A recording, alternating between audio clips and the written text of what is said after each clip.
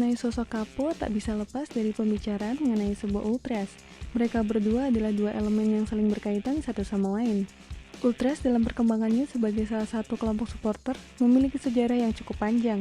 Memang sejarah ini juga memiliki banyak kesimpang siuran karena setiap kelompok supporter di berbagai negara pada masa lampau kerap mengidentifikasi diri sebagai ultras. Ultras sendiri secara etimologi berarti segala sesuatu yang luar biasa dan lebih dari biasanya. Jangan lupa tekan tombol subscribe dan lonceng untuk mendapatkan notifikasi.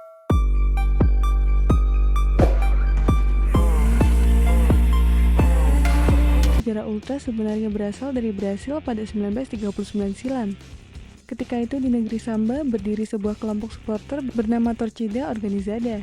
Pada Piala Dunia 1950, Torcida memperlihatkan dirinya kepada dunia lewat koreografi menarik. Supporter Hajduk Split terinspirasi hal tersebut dan pada akhirnya membentuk Torcida Split pada Oktober 1950. Torcida Split ini menjadi kelompok ultras tertua di Eropa sekaligus menjadi cikal bakal kelahiran ultras-ultras lain yang ada di Eropa.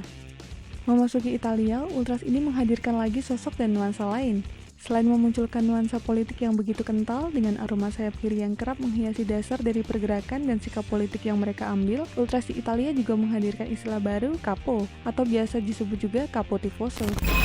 Siapa dan apakah Capo Tifoso atau Capo itu? Secara bahasa, jika diartikan Capo Tifoso atau Capo memang berasal dari bahasa Italia. Dia berarti pemimpin kelompok supporter.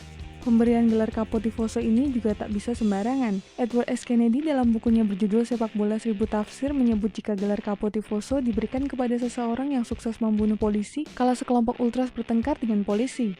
Lebih lanjut, beberapa literatur menyebut jika Capo adalah sosok yang memimpin sekelompok ultras di salah satu sudut stadion. Lazimnya, ultras akan mendiami kurva bagian stadion yang melengkung dengan letaknya di tribun utara atau selatan.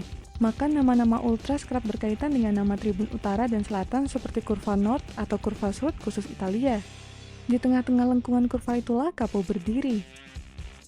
Dia memberikan komando kepada para ultras membuat koreografi serta meneriakkan suara dukungan bagi para pemain yang ada di stadion. Tapi tak jarang para ultras sesuai namanya melakukan sesuatu yang berlebihan di stadion seperti menyalakan suar dan cerawat atau malah memancing keributan di stadion. Di balik semua aksi menghibur sekaligus berlebihan dari ultras di stadion, ada sosok Capo yang menjadi pemimpinnya.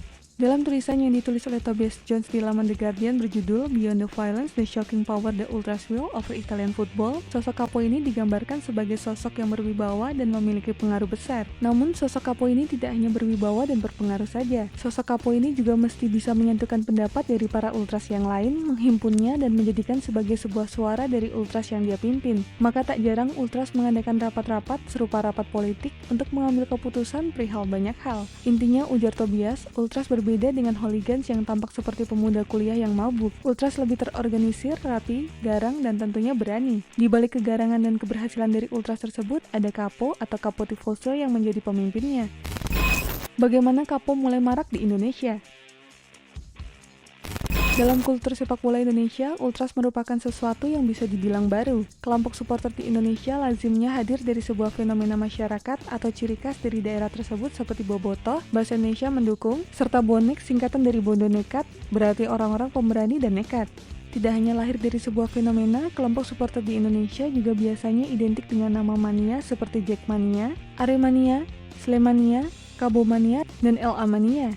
Kehadiran kelompok supporter di Indonesia tak lepas dari cita rasa tradisional klub tersebut berasal. Namun seiring perkembangan zaman, Indonesia jadi lebih terbuka kepada budaya supporter luar. Apalagi dengan semakin canggihnya teknologi, budaya supporter dari luar dapat diserap dan ditiru sedemikian rupa dengan cepat. Cukup buka gawai yang Anda miliki, maka Anda bisa melihat koreo di San Siro atau para supporter yang berjalan semarak di jalanan kota Dortmund sambil membawa cerawat dan bernyanyi. Lewat jalan inilah budaya ultras masuk ke Indonesia. Budaya ultras semakin masif mempengaruhi gaya mendukung para supporter Indonesia belakangan ini. Beberapa firma beraroma ultras mulai terbentuk di klub-klub Liga Indonesia. Ambil contoh Brigata Kurvasud atau BCS, kelompok ultras PSS Sleman yang masuk jajaran ultras terbaik di Asia. Selain BCS, sebenarnya ada beberapa kelompok ultras lain yang ada di Indonesia seperti Northside Boys 12, Ultras Bali United, Kurva Nord Persija, Green North 27, Ultras Persebaya, Bobotoh Famiglia 33, Ultras Persib, serta Ultras Kurva Arema. Mereka semua adalah hasil dari pengaruh budaya ultras yang pelan-pelan merasuk ke Indonesia. Nah, setiap Ultras ini umumnya memiliki kapo mereka masing-masing. Salah satu contohnya adalah Green North 27 yang memiliki kapo bernama Ipul. Tidak hanya Ipul, mungkin ada nama-nama lain yang juga menjadi kapo di kelompok Ultrasnya masing-masing. Jadi hadirnya kapo di Indonesia ini sejalan dengan menjamurnya budaya Ultras di Indonesia. Khusus untuk timnas Indonesia ada nama Ultras Garuda yang mulai menunjukkan eksistensinya di Tribun Selatan setiap kali timnas Indonesia bertanding.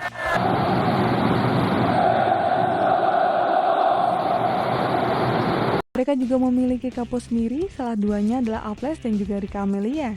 Menurut pada Tribun Tobias, Ultras dapat menyajikan banyak kejutan. Arti katanya yang merujuk pada sesuatu yang luar biasa dapat memberikan sesuatu yang tidak terbayangkan. Pun dengan para kapo, bisa saja mereka memberikan perintah yang unik kepada para anggota Ultrasnya untuk menciptakan keriuhan dan sesuatu yang di luar ekspektasi. Namun hadirnya Ultras dan kapo di Indonesia ini tidak bisa dihindari. Meski memang belum bisa diterima secara halus, kehadiran dari Ultras ini memberikan kesegaran baru di dunia supporter Indonesia. Ada cara mendukung lain yang bisa ditempuh, tentunya jika Anda ingin menggunakan cara-cara yang tidak biasa.